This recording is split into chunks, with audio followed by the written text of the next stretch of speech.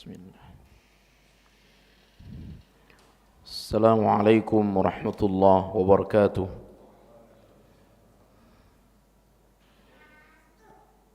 Innal hamdalillah nahmaduhu wa nasta'inuhu wa nastaghfiruhu wa natubu ilayh.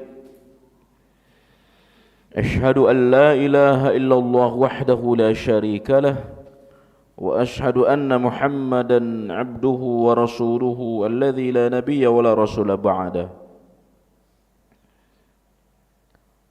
Qauluhu ta'ala A'udzu billahi minasyaitonir rajim. Bismillahirrahmanirrahim. Wa qada rabbuka alla ta'budu illa iyyahu wa bil walidaini ihsana. Imma yablughanna 'indaka al-kibara ahaduhuma aw kilahuma fala taqul lahumā uffin wa la tanharhumā wa qul lahumā qawlan karīmā. Jamaah salat asar Masjid Al-Hidayah yang dimuliakan Allah Subhanahu wa taala. Alhamdulillah, kita bersyukur kepada Allah Subhanahu wa taala. Pada sore hari ini kita bisa melanjutkan kajian membaca kitab Minhajul Muslim. Semoga ilmu yang kita dapatkan bermanfaat untuk saya, untuk kita semua, menjadi bekal menjalani hidup ini sampai bekal menghadap Allah Subhanahu wa taala. Ikhwani, jamaah yang rahmati Allah Subhanahu wa taala, pada bulan yang lalu kita telah membahas tentang akhlak atau adab kepada orang tua, di mana Rasulullah sallallahu alaihi wasallam menyebutkan di dalam hadis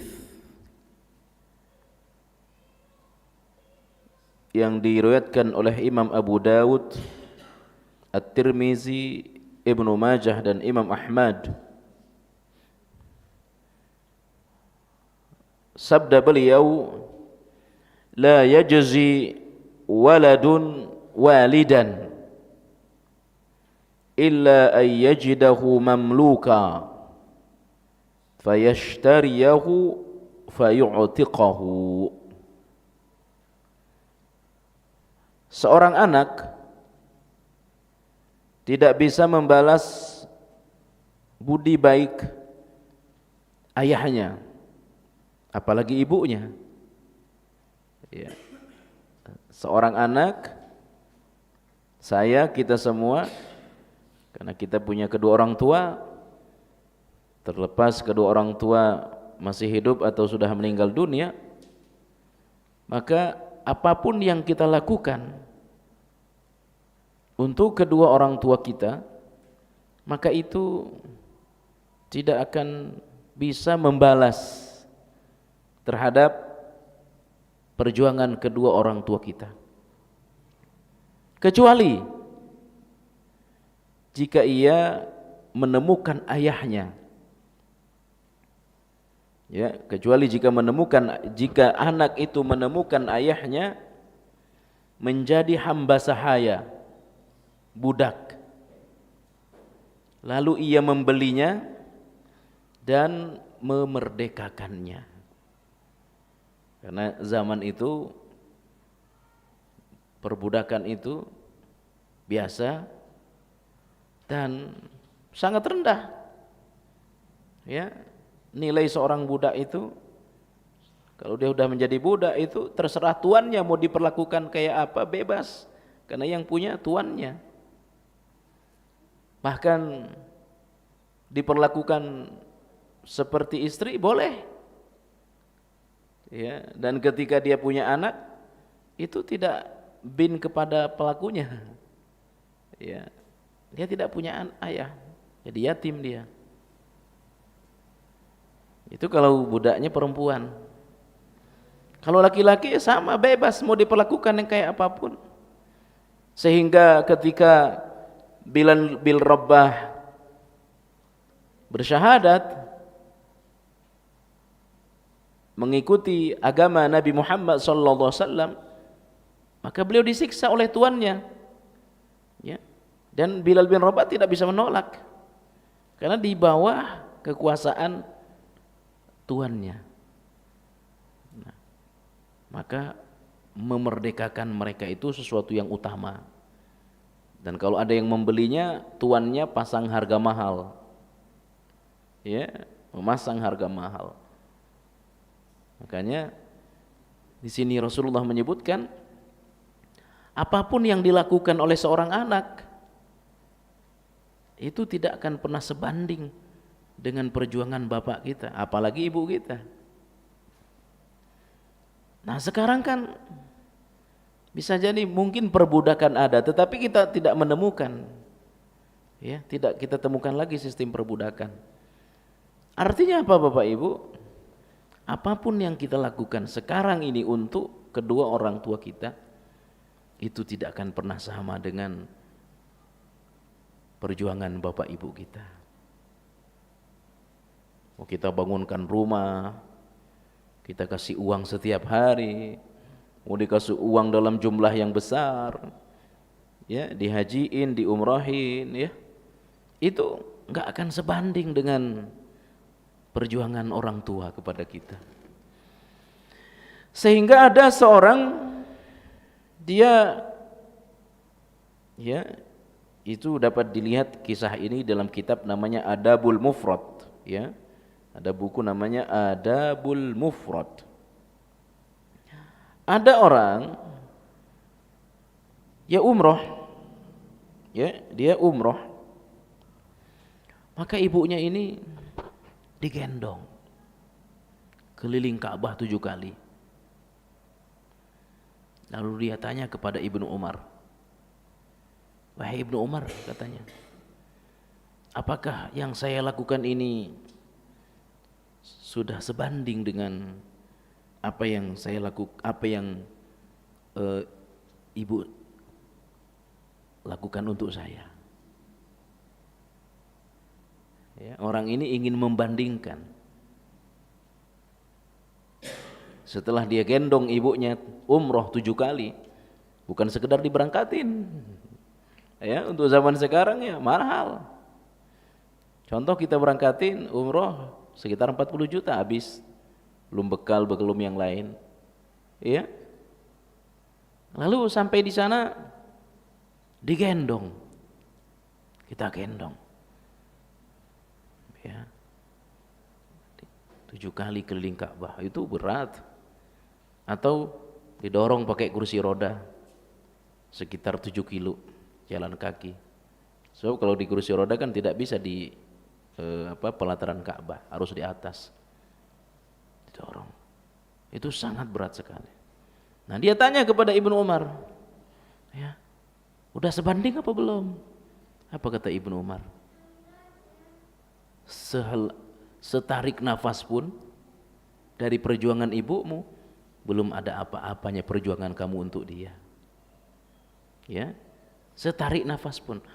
Padahal ini orang, Bapak Ibu, ini orang ini, itu katanya, saya siap diperlakukan seperti apapun oleh ibu saya. Sehingga saya diperlakukan seperti onta, saya siap. Ya, asal ibu saya senang. Ya, asal ibu saya bahagia. Mau seperti kendaraan, mau seperti onta, saya rela untuk membalas kebaikan apa? Perjuangan ibu saya kepada saya, katanya. Setarik nafas pun apa yang kau lakukan itu tidak akan pernah sebanding dengan perjuangan bapak ibu kita. Ikhwani jamaah rahmati Allah Subhanahu wa taala, saya ingin habiskan kajian ini sebelum masuk pada bab berikutnya itu. Ada orang yang bernama Taisalah bin Mayyas namanya. Ya. Namanya ini tabi'in. Saya ulangi, namanya Taysalah bin Mayyas.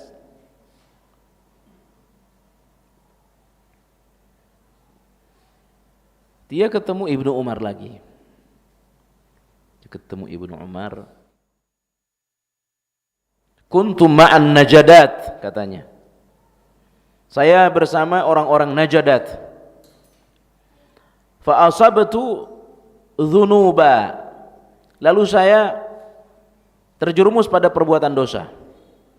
La araha illa minal kabair, yang saya memandang dosa yang saya lakukan itu termasuk dalam apa? Dosa besar.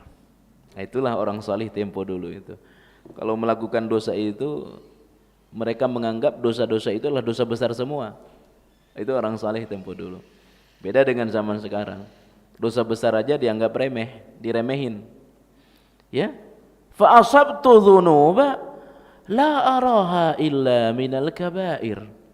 Saya terjerumus pada perbuatan dosa yang saya memandang itu adalah dosa besar. Fa dzakartu li ibni Umar. Aku cerita kepada Ibnu Umar tentang dosaku, tentang apa yang menimpa pada diriku. Faqala ma hiya. Lalu Ibnu Umar berkata, emang dosa apa yang kamu lakukan? Fadzakartu kadza wa kadza. Dosa yang saya lakukan itu ini dan itu.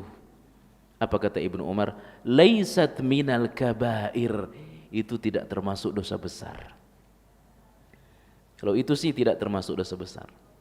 Tapi ada hikmah, orang dulu itu menganggap dosa itu semuanya dosa besar. Ya, semuanya dosa besar. Enggak ada dosa kecil, semua besar bagi mereka. Kata Ibnu Umar, laisat minal kabair, itu sih enggak masuk dosa besar. Hunna tis'un. Dosa besar itu ada 9, kata Ibnu Umar. Ya, dosa besar itu ada 9. Yang pertama adalah al-isyraku billah. yakni menduakan Allah. Ini versi Ibnu Umar, Pak, ya. Tanpa ditentangkan dengan sabda Nabi, dosa besar itu ada 7. Ijtanibus sab'al mubiqat. Dosa besar itu ada 7. Dalam versi Imam Az-Zahabi Al-Kabair ada 76. Nah, dalam versi Ibnu Umar dosa besar itu 7. Yang pertama adalah al-isyraku billah, menduakan Allah. Yang kedua membunuh orang. Ya, yang kedua membunuh orang. Yang ketiga al-ilhadu fil masajid, yakni maksiat di masjid. Yang keempat al-firaru minaz zahafi, kabur dari medan perang, lari dari medan perang. Ya. Yang keberapa? Yang kelima al-qadhful muhsanat, ya, yakni menuduh muslimah dengan pezina, menuduh wanita muslimah berbuat zina.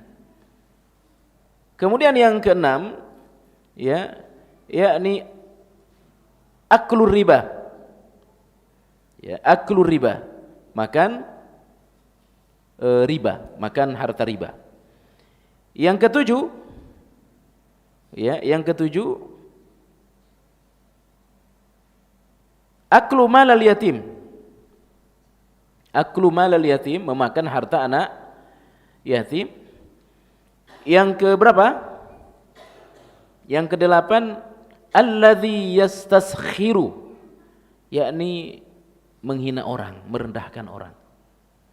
Alladzi yastaskhiru, yakni merendahkan orang. Yang terakhir, yang kesembilan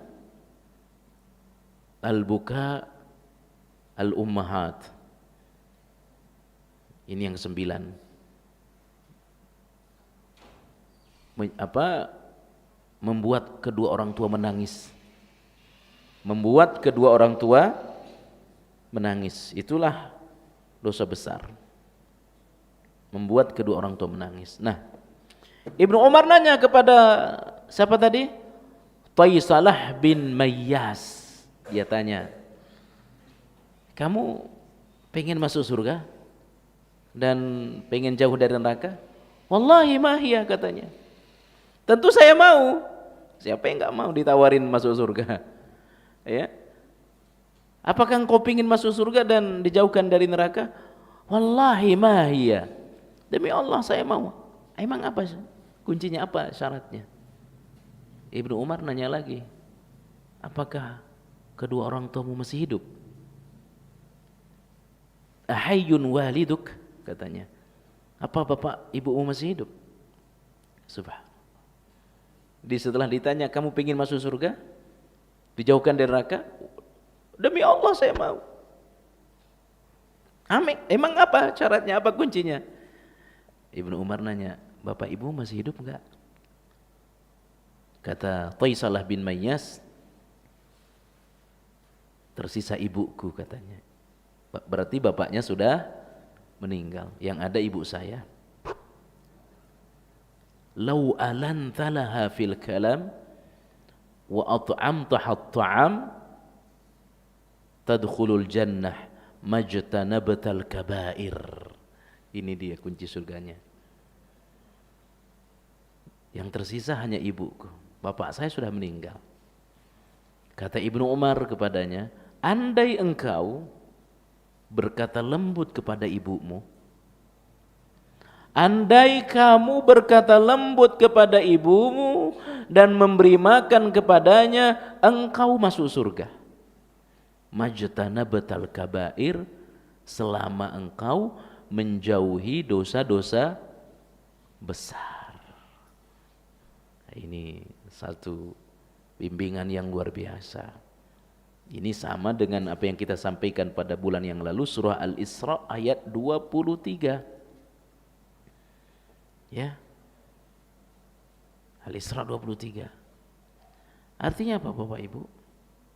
Bahwa kedua orang tua kita itu pintu surga bagi kita. Ya. Kedua orang tua kita itu pintu surga bagi kita. Maka kalau satu di antara keduanya diwafatkan, maka tersisa satu pintu surga dari kita. Ketika Ibu Hasan Al-Basri meninggal, menangis Hasan Al-Basri, menangis dia. Kenapa engkau menangis ya Hasan? Bagaimana aku tidak menangis? Pintu surga itu diambil oleh Allah dariku. Subhanallah. Maka saudara, saya sampaikan pada bulan yang lalu, beruntunglah kita, bersyukurlah kita kepada Allah jika orang tua kita masih hidup. Ini satu keberuntungan Pak, satu kebahagiaan jika bapak ibu kita masih hidup, atau salah satu di antara keduanya, terutama ketika keduanya sudah lanjut usia. Mereka sudah berumur 70, berumur 80, kesempatan bagi kita masuk surga itu sangat mudah. Saya ulangi, terutama ketika keduanya sudah senja. Apalagi mohon maaf, tanpa kita berharap, mudah-mudahan tidak, saat keduanya sudah sakit-sakitan, kita yang merawat, itu kenikmatan luar biasa. Ya, bukan sakitnya yang nikmat, merawatnya yang nikmat. Ya, merawatnya yang nikmat. Bagaimana kita angkat mereka ke kamar mandi, bagaimana kita tunggu mereka di rumah sakit, bagaimana kita menyuapin makanan kepada mereka. Apalagi ditambah seluruh biaya rumah sakit kita yang tanggung, itu demi Allah kenikmatan luar biasa. Ya, itu kenikmatan luar biasa yang tidak bisa dibayar dengan apapun. Kenapa? Allah akan mudahkan kita masuk surga Bapak Ibu. Nah, kata Ibnu Umar kepada Taisalah bin Mayyas, andai engkau bisa berkata lembut kepadanya, lalu memberi makan. Apa hikmahnya di sini, Pak? Kita sampaikan pada bulan lalu, ya, penjelasan dari surah Al-Isra ayat 23.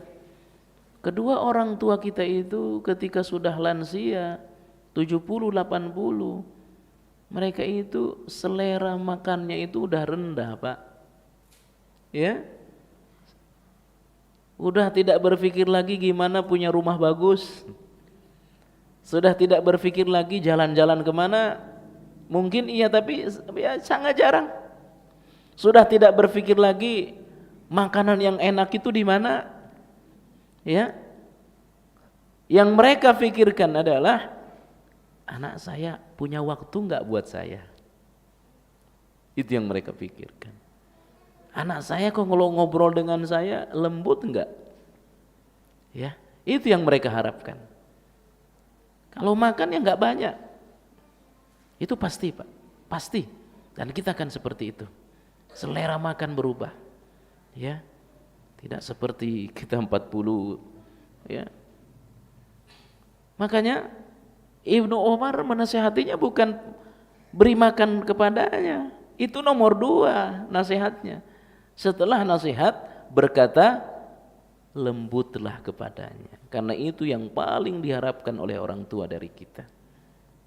Itu yang paling diharapkan.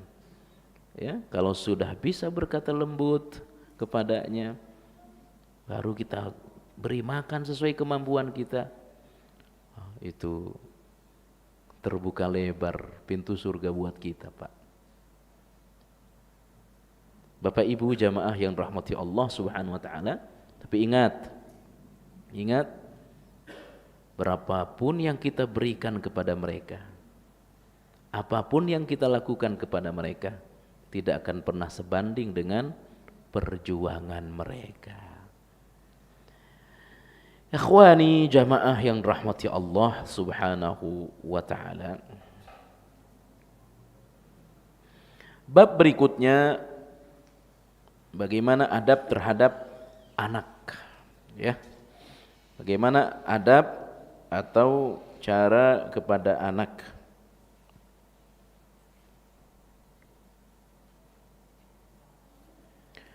Yang pertama, kenapa kita harus memikirkan, ya, bagaimana anak ini menjadi anak yang soleh, anak yang baik, lalu kita beradab kepadanya, karena anak ini adalah aset bagi orang tua, aset bagi orang tua. Oleh sebab itu ya ikhwan, Rasulullah sallallahu alaihi wasallam bersabda, sab'atun yajri ajrahunna ba'da mautihi wa huwa fi qabrih. Ada 7 perkara, ya, ada 7 hal yang pahalanya terus mengalir meskipun orangnya sudah meninggal berada di alam kubur, tapi tetap dapat aliran pahala. Bagaimana tidak nikmat, Pak? Makanya mohon maaf, terutama orang-orang kampung, Pak, ya. Orang-orang Nusa, orang-orang pulau, orang-orang kampung lah, orang-orang pulau, banyak yang pengen jadi ASN. Betul apa tidak? Pengen jadi pegawai negeri. Orang-orang kampung banyak. Kenapa? Dalam pikirannya meskipun sudah pensiun tetap dapat uang. Ya. Makanya kemarin katanya waktu corona 2 tahun itu ya bagi ASN biasa-biasa aja, tetap dapat gaji katanya. Kita sih bukan ASN, tapi ya udah pensiun tetap dapat, ya tetap dapat. Nah, ini satu pelajaran penting. Mukmin yang cerdas adalah mukmin yang bagaimana dia berpikir meskipun sudah meninggal dunia, berada di alam kubur, tapi tetap dapat aliran pahala. Ini orang yang cerdas. Nah, kata Rasulullah ada 7 perkara. Meskipun dia berada di alam kubur, tapi tetap dapat aliran pahala yang sangat deras. 7 itu, ya, saya tidak ingin bahas semua.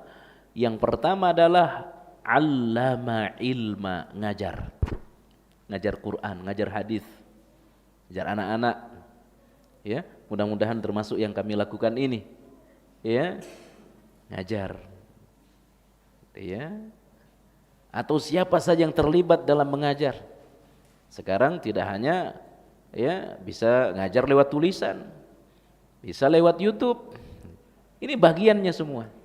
Selama ceramah ya itu bisa bermanfaat, maka yang ceramah dapat aliran pahala, yang menyebar ceramah itu dapat aliran pahala meskipun dia sudah meninggal dunia. Itu yang pertama. Saya tidak ingin berpanjang tentang hal ini. Yang kedua, hafara bi'ra. Hafara bi'ra. Hafara bi'ra itu artinya menggali sumur.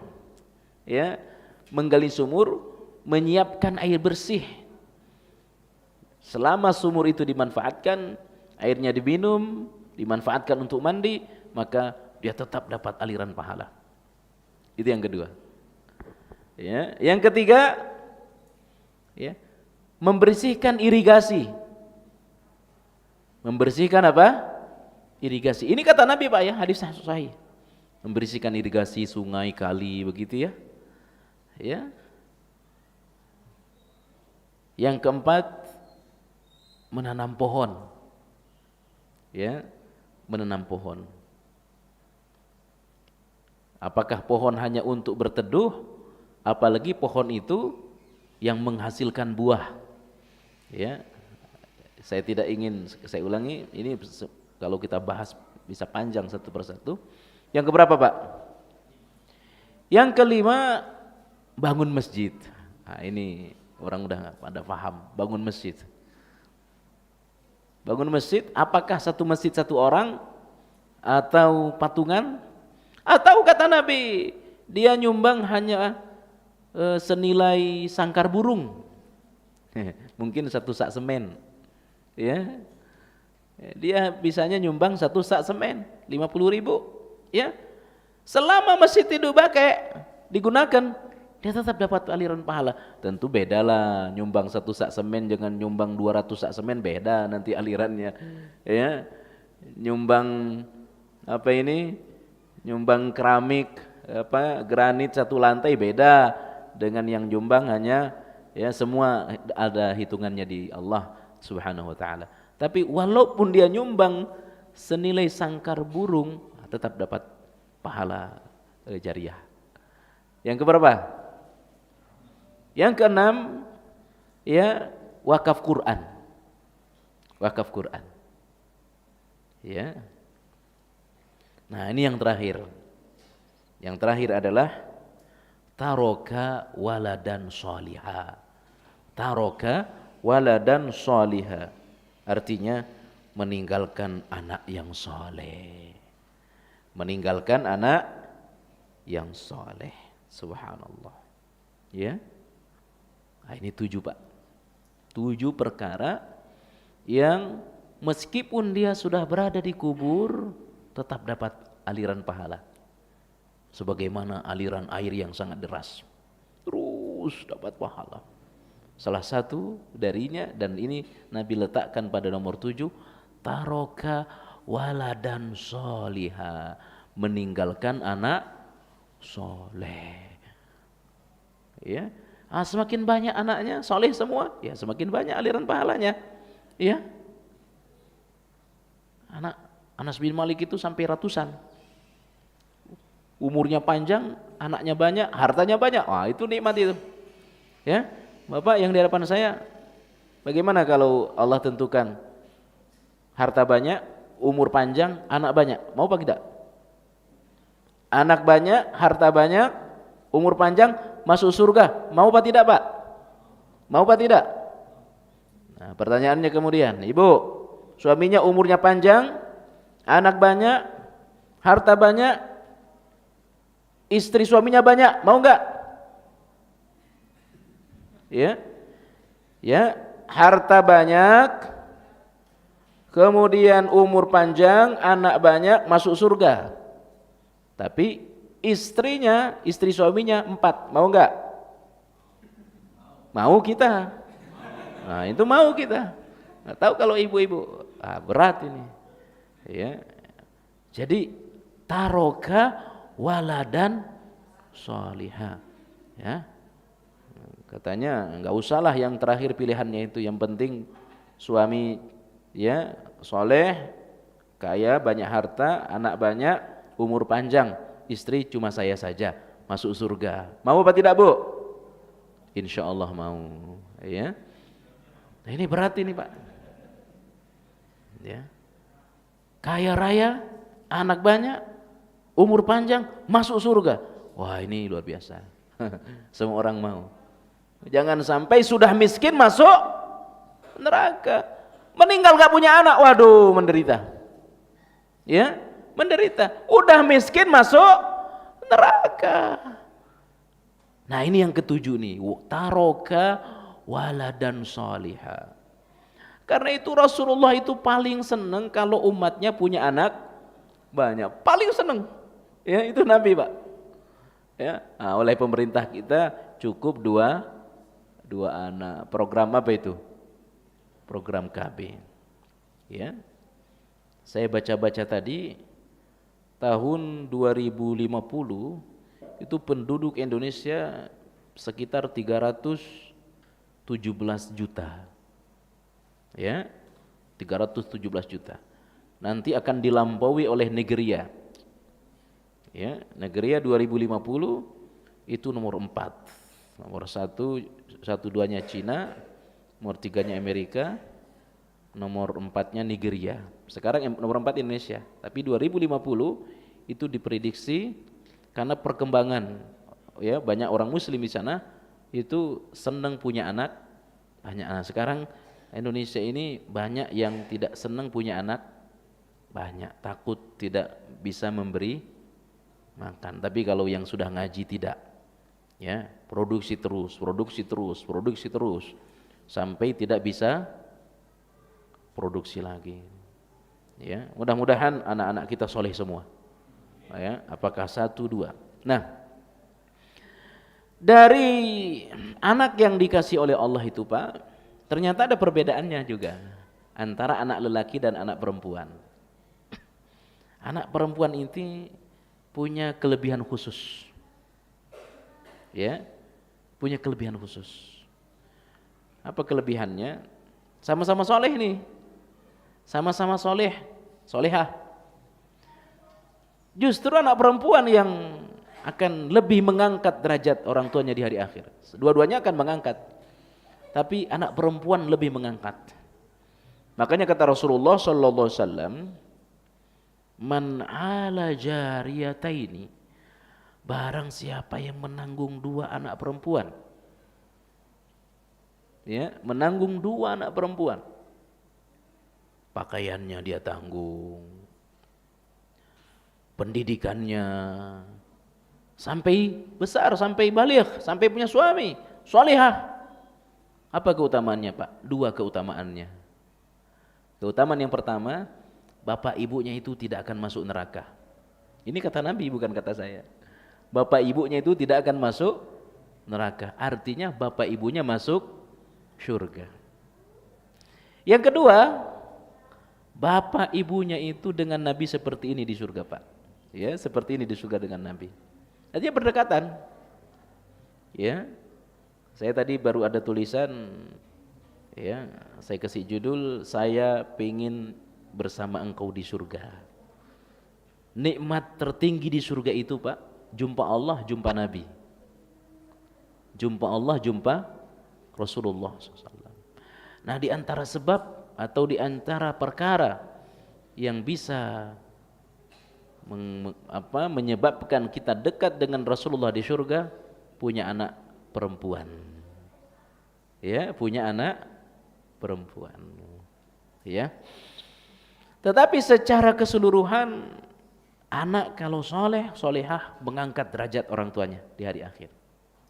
Ya, mau anak lelaki, apalagi anak perempuan. Kenapa Nabi mengkhususkan anak perempuan? Karena di zaman itu orang-orang tidak senang dikasih anak perempuan, Pak.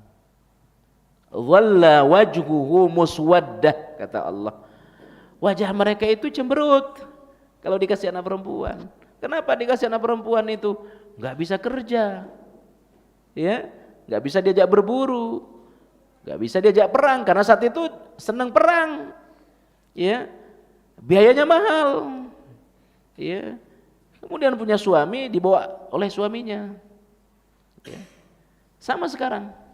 Kita udah kasih mondokin dia, biaya itu kalau pondok Pak, pondok ini itu masuk ya antara anak laki dengan perempuan itu beda, lebih mahal anak perempuan, ya lebih mahal anak perempuan, pakaiannya banyak, ya biayanya mahal, ya tiba-tiba ada lelaki ngelamar nikah, lelakinya bilang karena lelakinya orang Kalimantan, kita orang Jakarta, anak bapak mau saya bawa ke Kalimantan, boleh nggak ibunya ngelarang?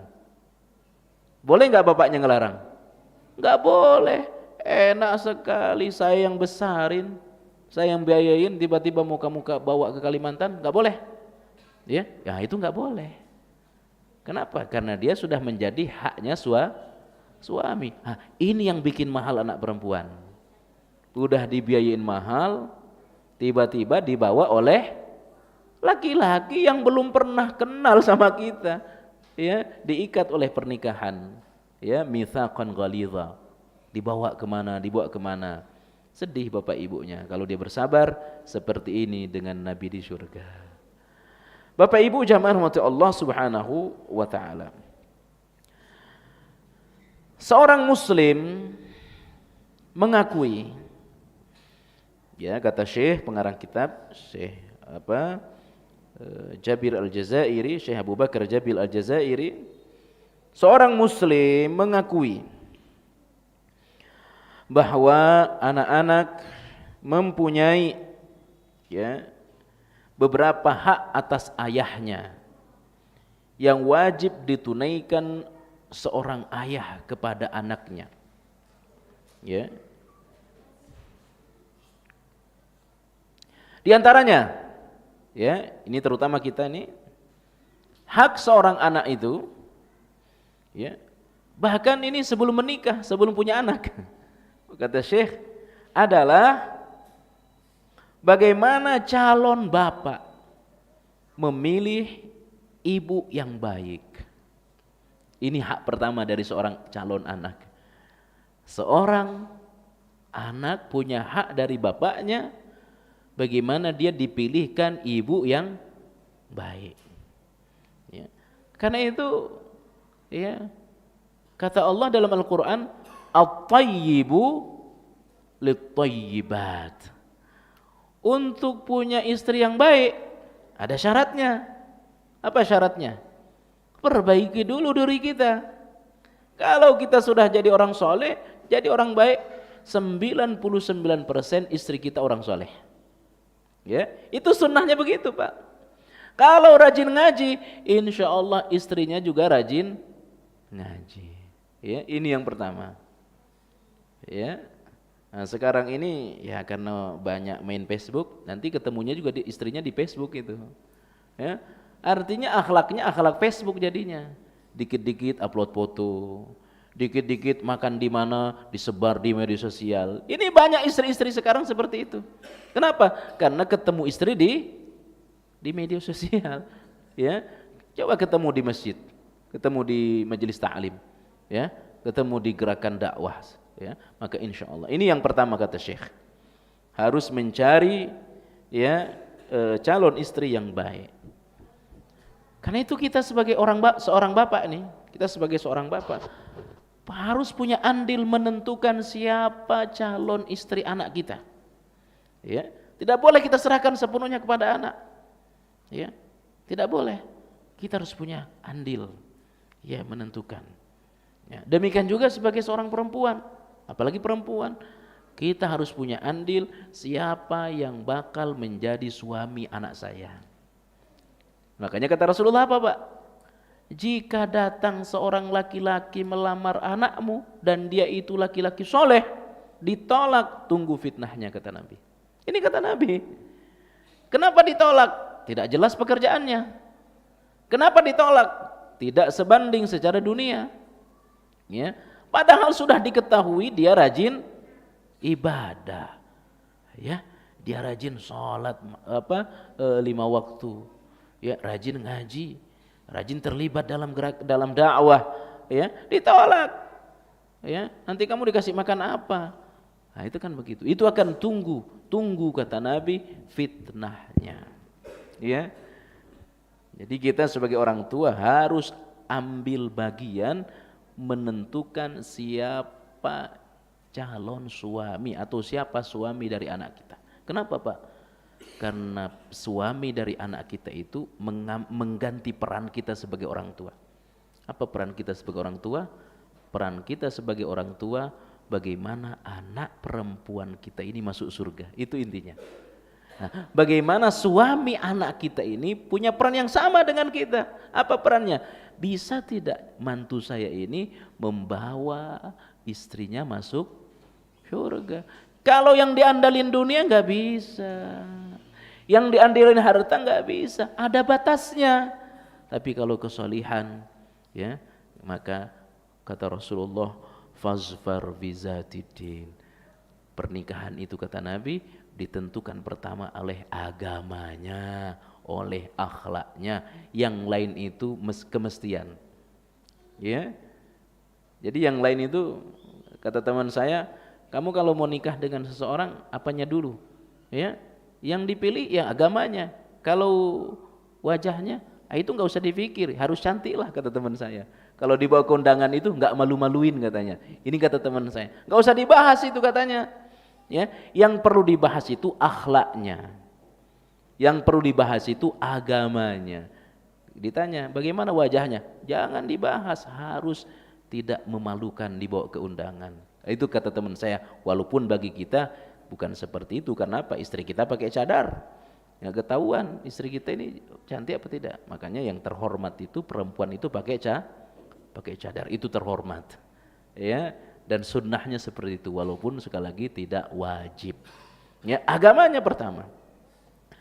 Kemudian yang berikutnya kata Syekh, setelah menentukan calon masing-masing adalah diberi nama yang bagus. Setelah lahiran dikasih nama yang bagus. Ini akhlak, adab, hak anak dari orang tuanya. Diberi nama yang bagus. Ya, nama-nama yang mengandung doa. Ya, nama-nama yang mengandung doa. Jangan diberi nama mengidentikan kepada idola. Ya. Saya pernah dakwah di Maluku setahun. Itu musim Piala Dunia 2000 berapa dulu? 2014 apa berapa itu? Itu orang dikasih nama Kakak. Dikasih nama Messi. Ya, walaupun kalah semua. Katanya ini besok 2023 banyak yang akan sudah merancang calon nama anaknya itu banyak dari pemain Maroko katanya. Karena baik-baik ya. Kalau itu sih masih muslim ya. Ya, ini masih muslim. Jadi ini akhlak, adab anak atau hak anak dari orang tua, bagaimana mereka diberi nama yang bagus. Jangan asal dari Quran. Ya, jangan asal dari Quran. Anak saya namanya bagus. Hirman, jannah, ada surga. Di depannya Hirman. Apa artinya? Oh dari Quran. Hirman artinya terhalang, jannah surga. Berarti hirmanul jannah, terhalang masuk surga. Ini asal dari Quran, jangan. Ya, jangan. Jadi harus mengandung semangat doa yang baik. Ya, karena itu para ulama menyebutkan tasmiyah ini, pemberian nama ini ada yang sifatnya haram, ada yang makruh, ada yang mubah. Haram memberi nama yang mengandung maksiat dan nama orang kafir, itu haram hukumnya. Ya, itu haram hukumnya. Yang mengandung dosa. Ya. Maka di antara perkara sunnah ini Pak, sunnah mengganti nama, itu sunnah hukumnya.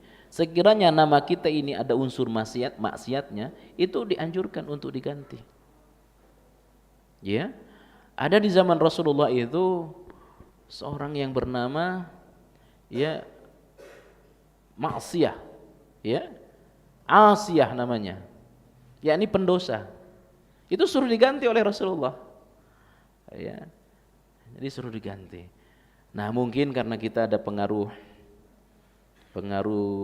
wilayah, ya, pengaruh wilayah. Sekiranya itu arti dalam Islamnya tidak baik, maka sebaiknya kita ganti.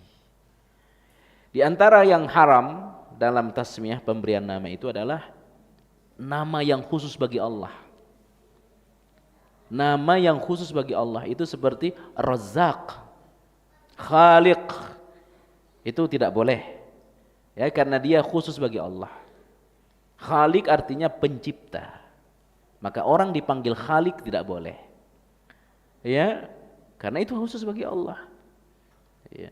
Adapun perkara-perkara seperti Ali itu boleh, ya, karena orang bisa tinggi, ya, orang bisa, tapi pencipta hanya Allah, nggak ada yang lain selain Allah, ya. Maka kalau sudah ada nama Allah disandingkan kepada orang, jangan lupa Abdul, ya, Abdullah, Abdurrahman, itu nama yang haram, ya. Kemudian yang berikutnya, ya, setelah tasmiyah, yakni akikah. Akikah, ini hak anak dari orang tua, diakikah. Nah, kesemua ini Pak, tasmiyah, akikah ini, ya, itu sunnah dilakukan hari ke-7 setelah kelahiran, ya. Sab'atu ayyam ba'dal wiladah, hari ke-7 setelah kelahiran. Itu namanya akikah. Kalau bahasa kita akikah, kalau bahasa Arabnya aqiqah. Ya. Nah, dalam akikah ini apa yang dilakukan? Yang pertama, az-zabhu, yakni pemotongan. Kalau dia lelaki, potong kambing 2, ya, potong kambing 2. Kalau dia perempuan, potong kambing 1. Setelah pemotongan, tahliq. Tahliq itu apa? Rambut dicukur habis, ya, rambut dicukur habis. Setelah dicukur, ditimbang. Itu hari ke-7 Pak, ya, setelah kelahiran. Ditimbang itu rambut, lalu disesuaikan dengan harga perak. Berapa gram rambutnya? 10 gram. 1 gram perak berapa? Ya, lalu itu disedekahkan. Kalau harga perak 1 gramnya 100 ribu, berarti 10 gram 1 juta. Maka dia infak 1 juta. Ini contoh, harga perak saya nggak tahu berapa. Ya, bukan emas, ya, tapi perak. Kalau emas mahal, ya, Nabi tidak ingin memberatkan umatnya. Perak, itu namanya tahliq, dipotong. Tahniq, tahniq itu kurma dialusin oleh seorang yang takut kepada Allah atau orang tuanya. Ya, kurma yang paling bagus dihalusin oleh orang yang dekat kepada Allah, lalu ditempel di langit-langit anak atau bayi itu, ditempel. Itu mengambil keberkahan dari kurma dan keberkahan dari orang soleh, ya, ya, orang soleh itu. Tetapi keberkahannya hanya ada pada kurma, ya, melalui mulut orang soleh. Paling bagus orang tuanya, ya. Walaupun di zaman Nabi biasa kepada Nabi para sahabat ditahniq oleh Rasulullah Sallallahu Alaihi Wasallam, itu namanya tahniq, ya, ditahniq. Ambil kurma yang paling bagus, mungkin ajwa, ya, lalu dialusin, ditempel di langit-langit bayi itu, atau begitu sudah halus betul, biarkan sampai masuk ke dalam menjadi daging bagi anak itu. Itu mengambil keberkahan dari kurma, namanya tahniq, ya. Jadi akikah itu adalah memotong kambing, pemberian nama, kemudian mencukur rambut, dan tahniq. Itulah akikah. Hari keberapa? Hari ke-7 setelah kelahiran. Ada pertanyaan? Ini saya mau ngundang orang nih, saya temennya banyak, tetangga saya banyak. Nggak usah kambing, sapi aja. Ya, orang mau datang banyak. Ya, nggak cukup kalau kambing, sapi satu, boleh apa tidak? Tidak boleh, ya, karena Nabi menentukan kambing. Lebih bagus kambing 2, sapi 4, itu lebih bagus, ya, lebih bagus lagi. Ya, jangan dibuang yang ketentuan kambingnya, ya, yang datang 1000 orang, kan sunnah, ya, sunnah kita ngasih makan, ya, sunnah, ya. Nah, makan bersama boleh, atau lebih bagus langsung dibawa ke orang, ke tetangga, itu paling bagus Pak, langsung dibawa ke tetangga. Tapi ya orang ingin menyaksikan anaknya, boleh diundang ke rumah makan, ya. Nah, yang datang 1000 nih, yang diundang 1000, ya, maka nggak cukup 2 kambing, potong sapi sekian, tapi jangan ditinggalkan kambingnya, ya. Bapak Ibu jamaah rahmati Allah Subhanahu wa taala. Kemudian setelah akikah, pemberian nama, ya, di antara hak anak kepada kedua orang tuanya mengkhitannya, dikhitan, atau bahasa kita disunat, ya, dikhitan. Paling bagus khitan itu paling bagus hari ke-7 setelah kelahiran. Itu paling bagus, ya. Ya, paling tua, ya, maksimal umur 7 tahun, ya, maksimal umur 7 tahun. Bukan berarti lebih dari itu tidak boleh, ya, tetapi yang bagus hari ke-7 setelah kelahiran. Tetapi katanya, mohon maaf, puskesmas atau apa sejenisnya itu banyak yang tidak menyarankan anak perempuan itu dikhitan, disunat.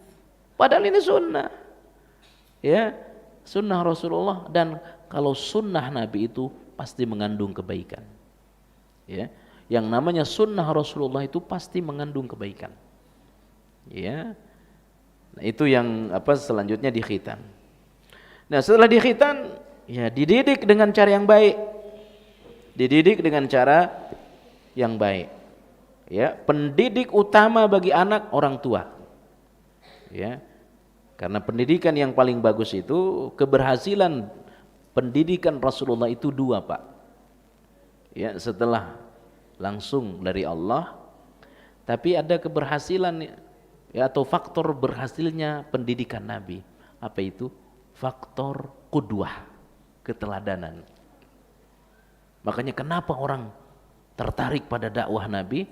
Karena keteladanan Rasulullah sallallahu alaihi wasallam. Nabi benar-benar menjadi teladan. Nah, teladan bagi anak, ya orang tua. Teladan anak ya orang tua. Karena banyak menghabiskan waktu dengan orang tua, ya. Maka pendidikan terbaik bagi anak itu adalah orang tua. Ya, maka ada satu buku namanya Tarbiyatul Aulad, ya, walaupun yang ngarang ini, ya, diperselisihkan tentang manhajnya, tetapi bukunya bagus. Judulnya itu Tarbiyatul Aulad, pendidikan anak, ya. Jadi mendidiknya dengan cara yang baik. Yang berikutnya adalah mengajari berbagai ilmu pengetahuan, ya, terutama dasar-dasar Islam, ya, sejak dini, ya.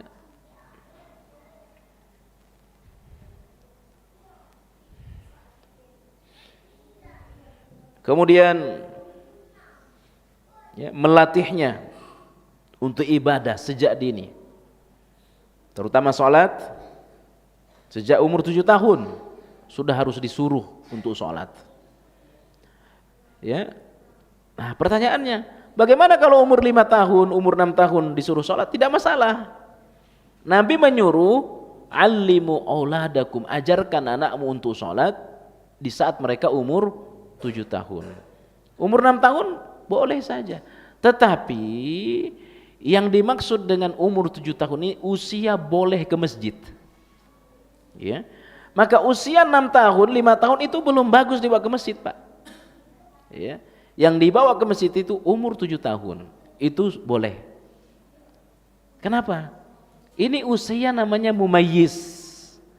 Usia bisa membedakan mana yang mengganggu, mana yang tidak mengganggu.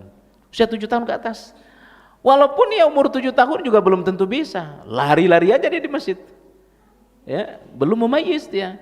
Makanya umur 10 tahun itu paling ideal dibawa ke masjid, ya. Nah, umur 10 tahun belum sholat suruh dipukul.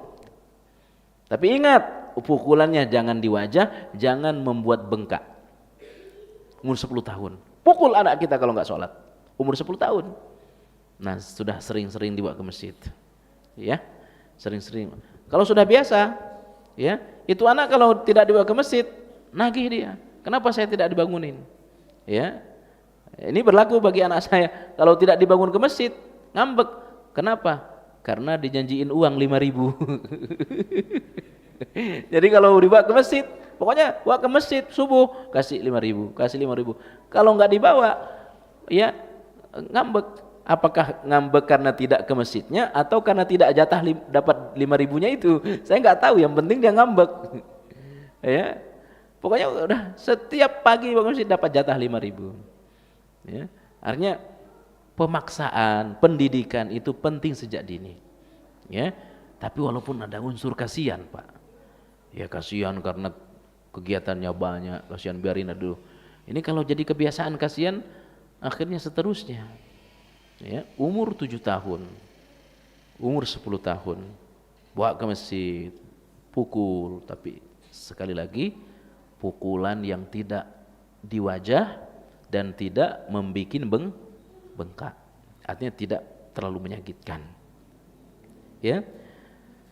Sampai kepada menikahkannya jika telah balik, ya, menikahkannya jika dia telah balik, memberi penawaran kepadanya antara hidup di bawah pemeliharaannya, ya, atau ya dia dibawa suaminya, ditawarin, ya, tetap di rumah atau tetap ikut suami, ya, itu ditawarkan. Walaupun paling bagus dan sunnahnya kita ini jangan ngumpul dengan mertua. Itu paling bagus. Kenapa? Ya, banyak hikmahnya. Ya, hikmah yang paling berat itu, hikmah yang paling besar itu adalah bisa jadi di rumah mertua itu ada ipar kita yang juga perempuan, ya. Kalau kita serumah dengan dia, itu berarti kita tidak boleh melihat rambutnya. Sementara dia di rumah, tersiksa dia kalau dia tidak membuka jilbabnya, ya. Itu hikmahnya. Atau kalau menantunya itu perempuan, di situ ada ipar laki-lakinya, ya. Maka istri kita harus selalu menggunakan jilbab. Makanya paling bagus, ya, keluar, walaupun hanya kamar kecil. Wa qarna fi buyutikunna, kata Allah, bikin istri kita itu betah meskipun, ya, ukuran rumahnya kecil, tapi nikmat, ya. Meskipun mohon maaf hidup di kamar kosan, di kontrakan, serasa dunia milik berdua, ya. Kenapa? Bebas mau buka jilbab kapan saja. Tapi kalau tinggal serumah dengan mertua, itu tersiksa, ya, tersiksa. Seindah-indahnya PMI, ya, itu enggak nikmat. Pondok mertua indah, itu enggak nikmat, ya. Masih lebih indah hidup di masjid, ya. Hidup di masjid satu kamar suami istri, itu nikmat, ya. Banyak sekarang masjid-masjid yang menyiapkan tempat tinggal, di situ ada suami istri. Itu lebih nikmat daripada hidup serumah dengan mertua, ya. Tetapi ada unsur-unsur yang perlu diperhatikan, terutama kalau kita anak, mohon maaf, anak tunggal begitu, ya. Orang tua kita maunya serumah, ya, itu lebih utama. Kenapa? Kita ingin merawat mereka, ya, itu lebih utama. Hidup dengan, ya, keluarga, bapak ibu mertua, karena itu lebih utama. Di antara dalil-dalil yang dibawakan oleh pengarang kitab, pada surah Al-Baqarah 233. Surah Al-Baqarah 233, Allah Subhanahu wa taala berfirman,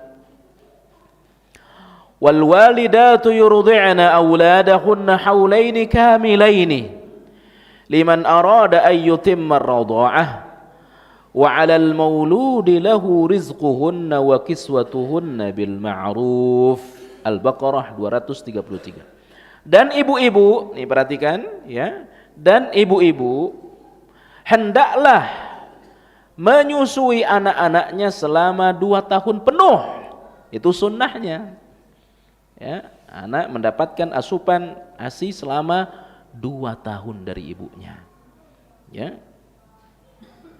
Nah, ini agak repot kalau dia bekerja di luar. Ya. Makanya paling bagus nih Pak ya Bu, perempuan itu tidak kerja. Itu paling bagus. Perempuan itu paling bagus di rumah. Ya, 2 tahun penuh, haulaini kamilaini, 2 tahun penuh. Liman arada ayyutim marrada'ah, bagi yang ingin menyusui secara sempurna. Ya, artinya kurang dari itu 2 tahun boleh, tapi itu tidak sempurna. Wa 'alal mauludi lahu, dan kewajiban ayah, ya, tadi ibu menyusui 2 tahun, dan kewajiban ayah menanggung nafkah dan pakaian mereka dengan cara yang patut. Jadi bukan sekedar memberi pakaian, tapi pakaian yang patut bagi mereka. Pakaian yang patut bagi mereka, yang pertama itu bukan soal harga, tetapi yang pertama menutup aurat. Ada anak perempuan minta uang ke bapaknya atau ke ibunya, membeli baju yang tidak menutup aurat, yang itu dia pakai keluar rumah, bapak ibunya kebagian dosa. Ya, makanya mohon maaf, barangkali saya yakin sudah tidak ada. Ya, kalau masih ada anak belum menutup aurat, ya bagaimana caranya agar mereka menutup aurat? Mereka minta uang membeli baju, yang itu baju tidak menutup aurat. Kita tahu dia akan pakai keluar, bapak ibunya kebagian dosa. Ya, kecuali sudah dinasihatin, ya, sudah dinasihatin. Nah, yang terakhir surah At-Tahrim ayat 6. Ya, surah At-Tahrim ayat 6, Allah Subhanahu wa taala berfirman, inilah peran penting bapak. Apa peran penting saya? Apa peran penting kita di tengah keluarga? Kita berusaha agar istri, anak-anak kita itu masuk surga. Itu tujuan utamanya. Makanya coba lihat Pak, dalam kitab Riyadhus Shalihin. Ya, coba yang punya buku namanya kitab Riyadhus Shalihin, itu ada bab khusus tentang orang tua. Ya.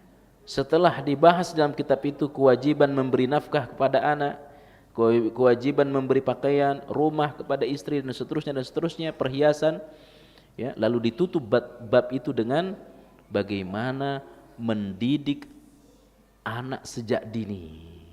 Ya, itu beruntun itu babnya dalam kitab Riyadhus Shalihin itu. Artinya apa?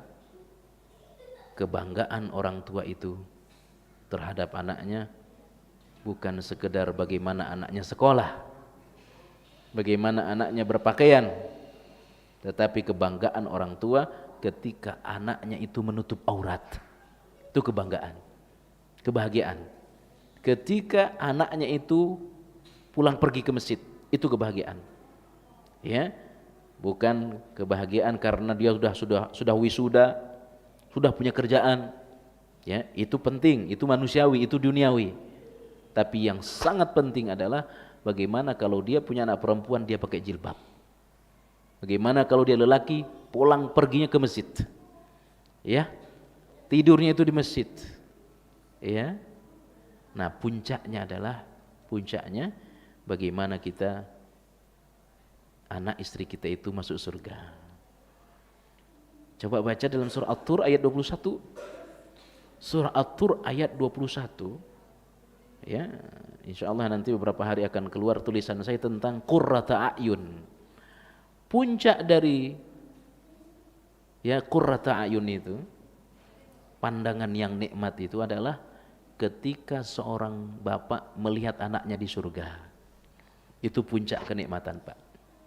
Ketika seorang bapak melihat anak di surga. Surah At-Tur ayat 21. Ya. Maka ini pekerjaan berat saya, pekerjaan berat kita. Ya. Bukan bagaimana anak kita kuliah. Banyak orang-orang gak kuliah berhasil, kaya raya, gak kuliah anaknya. Ya. Tetapi kebahagiaan kita adalah kalau kita punya anak perempuan dia pakai jilbab. Ya. Anak lelaki dia pulang pergi ke masjid. Untuk apa, Pak? Untuk berusaha memastikan walaupun kepastiannya nanti dari akhir sekeluarga masuk surga, pulang bersama. Ya, pulang bersama. Kalau katanya orang Sumatera Barat ada istilah apa, Pak? Pulang basamo begitu, Pak, ya. Pulang satu bis. Itu kan sedih, tiba-tiba ada satu orang gak ikut. Kenapa gak ikut? Ongkosnya gak ada. Sedih dia. Nikmat kalau pulang bersama. Kita pulang bersamanya kemana? Ke surga. Itulah PR saya. Itulah pekerjaan kita. Mudah-mudahan kita suami ini bisa melakukannya. Bagaimana menggandeng tangan istri kita ke surga, menggandeng tangan anak kita masuk surga. Allah Ta'ala alam. InsyaAllah kita lanjut lagi pada pertemuan mendatang. Masih pada materi ini edisi kedua, ya, bagaimana adab kepada anak, ya, judulnya edisi kedua atau pertemuan kedua. Saya kira kita cukupkan karena saya ada ceramah lagi di Tanah Abang, ya. Mungkin ada 1-2 pertanyaan, disilakan. Monggo.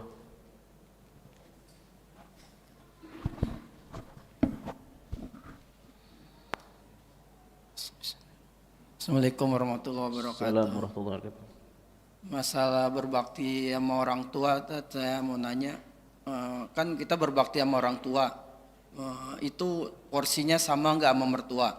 Terus yang kedua, itu kan berbakti sama orang tua sama saya pernah dengar kalau sama orang tua tiri itu nggak harus berbakti, cuma harus taat. Itu yang pertama. Terus yang kedua, saya mau nanya kalau menolak orang soleh gitu, ya kan, di anak kita dilamar menolak orang soleh itu kan nggak boleh. Cuma kalau kita menolak alasannya untuk jadi istri kedua walaupun dia soleh, boleh nggak? Ya. Satu-satu dulu, Pak, ya. Pertanyaan pertama tadi apa? Porsi. Iya. Tidak mertua sama. Tidak sama. Tidak boleh kita samakan antara kepada orang tua dan mertua. Tidak boleh. Ya, harus kepada orang tua kita lebihkan tanpa melupakan mertua. Satu bentuk kejahatan keluarga adalah jika seorang suami menyuruh atau sebaliknya istri menyuruh kepada suaminya untuk mengurangi baktinya kepada kedua orang tuanya. Dia sedang mengajarkan bagaimana kurang ajar kepada mertua. Ya, makanya bakti kepada kedua orang tua, mertua juga harus menjalin hubungan yang baik. Kalau kita baik kepada mertua kita, insya Allah istri kita pun akan baik kepada mertua, kepada bapak kita. Kalau kita tidak baik kepada mertua kita, mudah-mudahan tidak ada, itu kita sedang mengajarkan istri kita untuk jahat kepada bapak ibu kita. Makanya baik kepada orang tua, baik kepada mertua, walaupun porsinya tidak akan sama. Yang kedua apa teman? Kalau punya orang tua tiri gitu, saya pernah dengar nggak perlu berbakti, cuma harus taat aja. Itu betul. Benar. Ya, kita niatnya adalah bagaimana membahagiakan ibu kita. Ya, kita taat kepada mertua kita, orang tua angkat kita, orang tua istri kita, maka niatnya hanya untuk ibu kita senang. Kalau kita jahat, mohon maaf, mudah-mudahan tidak ada. Kalau ngelawan jahat, maka bisa jadi ibu kita nangis, ya, bisa jadi ibu nangis, kita berdosa kepada ibu kita, ya, berdosa kepada ibu. Kalau yang orang soleh itu kan menolak orang soleh tadi, kan kita punya anak, terus kita tahu itu orang soleh, terus kita tolak karena untuk jadi istri kedua, gimana Tat? Kita tidak berdosa masalah, nggak? Ya, maka penentuan orang menikah itu bukan pada bapak, tapi ada pada anak. Walaupun rata-rata yang namanya perempuan tidak mau jadi orang kedua. Ya. Kecuali dia mohon maaf, kecuali dia janda atau janda mati atau janda cerai. Itu 80% dia mau jadi orang kedua. Tapi kalau masih perawan, rata-rata tidak mau. Ya. Anak kita mau, karena dia yang ngelamar ini orang soleh juga. Ya. Lalu bapaknya menolak, itu tidak boleh, Pak. Ya, karena penentuan nikah itu ada pada anak. Orang tua hanya sekedar meridhoinya. Demikian. Kita baca dari kertasnya, ada 3 pertanyaan. Apabila kita mohon pencerahannya Ustaz, apabila kita sudah maksimal mendidik anak dalam hal agama, namun ternyata anak tetap sulit diajak dalam ketaatan, hingga akhirnya ortu hanya bisa mendoakan dengan hati yang sedih. Apakah kesedihan yang ortu rasakan ini bisa menggugurkan dosanya? Ini salah. Ya, salahnya apa? Salahnya ada pada hingga akhirnya ortu hanya bisa mendoakan. Ya, tidak boleh mendoakan tanpa ada usaha. Terus usaha sambil mendoakan. Tidak boleh hanya sekedar doakan, kesalahannya di situ. Jadi terus ada usaha sambil berdoa. Ya, tidak boleh juga berusaha tanpa doa. Tapi saya sudah usaha, nyerah, tidak boleh nyerah. Sampai Kan'an tenggelam di laut, baru Nabi Nuh menyerah. Begitu tenggelam, tetap dia mohon kepada Allah, ya Allah selamatkan itu anak saya, ya Allah. Katanya kepada Allah, itu anak saya, Kan'an udah mau tenggelam, ya, karena membangkang Kan'an tuh. Mohon kepada Allah, itu anak saya katanya. Apa kata Allah? Innahu laisa min ahlik, itu bukan anak kamu Nabi Nuh. Bagaimana tidak sedih Nabi Nuh, Pak? Anaknya sendiri dibilang bukan anaknya. Apa pelajarannya? Pelajarannya adalah Nabi Nuh tidak menyerah, ya, sampai tenggelam dia mohon kepada Allah. Artinya apa? Jangan pernah orang tua menyerah mendidik anak. Sampai apa? Sampai orang tuanya meninggal atau anaknya yang meninggal. Menyerah, doa saja tidak boleh. Ya. Yang berikutnya, jika orang tua telah berusaha keras mendidik anak untuk taat kepada Allah, namun ternyata hasilnya tidak sesuai yang diharapkan, apakah usaha orang tua ini akan tetap dinilai pahala walaupun tidak berhasil? Tidak ada kata tidak berhasil dalam dakwah. Ya, ibu bapak mendidik anak itu sudah keberhasilan. Urusan anaknya ikut tidak ikut itu urusan dia dengan Allah. Ya, Nabi berdakwah ratusan tahun, pengikutnya tidak ada. Apakah dikatakan tidak berhasil? Berhasil. Selama kita mengajak orang, itu sudah keberhasilan. Urusan dia mau ikut, itu urusan dia dengan Allah.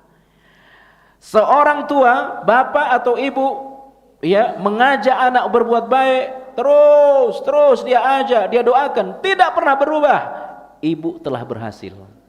Kenapa? Ibu berhasil mendidik anak. Tapi dia tidak berubah, itu urusan dia dengan Allah. Apakah tetap nilai pahala? Pasti ini pahala. Ya, lebih bagus lagi kalau dia jadi orang baik. Tetapi ini urusan hidayah antara anak dengan Allah. Jangan berpikir terbalik. Anak saja begitu, apalagi anak saya, tidak boleh. Justru terpikirnya harus Nabi Nuh saja anaknya bisa tersesat, apalagi anak saya yang bukan Nabi. Maka saya harus lebih keras lagi berjuang. Ya. Yang terakhir, Assalamualaikum, bismillah. Ustadz, bagaimana setelah bayi lahir diazan dan diiqamah? Tidak ada, ya, tidak ada sunnahnya bayi yang lahir diazankan. Walaupun ada hadisnya lemah. Walaupun Ibnu Qayyim membolehkannya, tetapi sepakat para ulama tidak ada. Demikian kajian kita. Ada lagi pertanyaan? Monggo Pak. Ya. Assalamualaikum. Assalamualaikum warahmatullahi wabarakatuh. Pertanyaan gini Ustaz, kan seperti yang Ustaz sampaikan tadi dan seperti yang kita tahu di dalam Al-Quran dikatakan bahwa laki-laki baik-baik akan mendapatkan jodoh yang baik-baik. Begitupun sebaliknya wanita baik-baik akan mendapatkan laki-laki yang baik.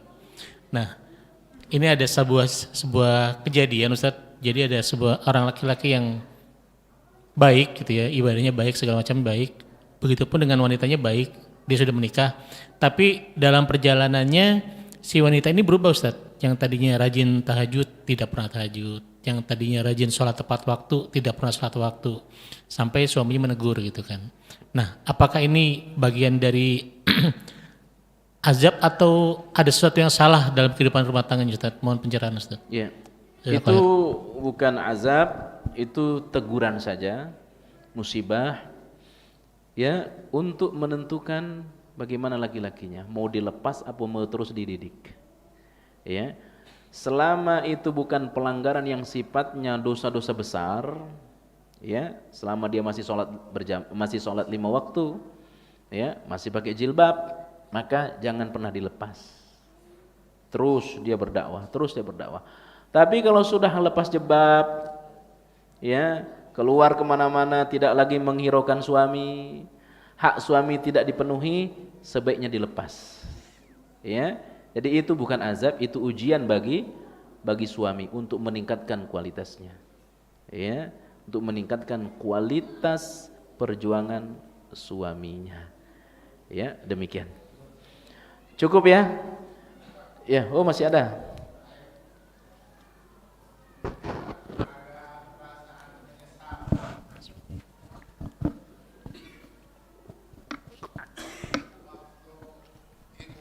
Ibu bapak saya meninggal tahun 70-an. Allahumma ighfirlah warhamah. Saya ini belum punya kemampuan untuk berbakti. Iya. Sehingga Disebabkan ada perasaan menyesal, jadi belum sempat berbakti kepada orang tua. karena ilmu atau karena, mohon maaf, karena memang faktor ekonomi. Faktor ekonomi. Oh iya, siap. Iya. Jadi setelah kita ada kemampuan tapi orang tua sudah nggak ada. Ya. Gimana solusinya Pak? Terima kasih. Berinfaklah sebanyak-banyaknya untuk bapak ibu yang sudah meninggal. Niatnya infak untuk bapak ibu, tanpa dilafazkan ke orang, cukup dalam hati saja kepada Allah. Seorang yang bernama Abu Talhah, ya, Abu Talhah ketika ibunya meninggal, dia tidak ada. Sa'ad bin Abi Waqqas, bukan Abu Talhah. Ketika ibu Sa'ad bin Abi Waqqas meninggal dunia, lapor kepada Nabi, "Ya Rasul, tu'fiyat ummi wa ana ghaibun anha." Ibu saya meninggal ya Rasul, tapi waktu ibu saya meninggal saya tidak ada di samping dia. Boleh enggak saya sedekah atas nama dia? Tasaddaq anha. Udah, sedekahlah atas nama ibumu. Akhirnya dia bersedekah dengan sesuatu yang paling dia cintai, yang dia niatkan untuk ibunya. Ya, sekarang Bapak mohon maaf punya kemampuan, banyaklah sedekah. Ya, sumbang pesantren, sumbang masjid, sumbang anak yatim, yang itu diniatkan untuk Bapak Ibu. Mudah-mudahan kubur Bapak Ibu Bapak dilapangkan menjadi taman dari taman surga. Pun demikian dengan kubur orang tua kita yang telah mendahului kita, mudah-mudahan kubur-kubur mereka dilapangkan oleh Allah Subhanahu wa taala. Saya kira cukup karena saya ada kajian lagi di Tanah Abang. Demikian, mohon maaf, kita lanjutkan bulan depan. Mudah-mudahan kita diberikan kesehatan dan kesempatan oleh Allah. Subhanakallah bihamdika asyhadu an la ilaha illa anta astaghfiruka wa atubu ilaik.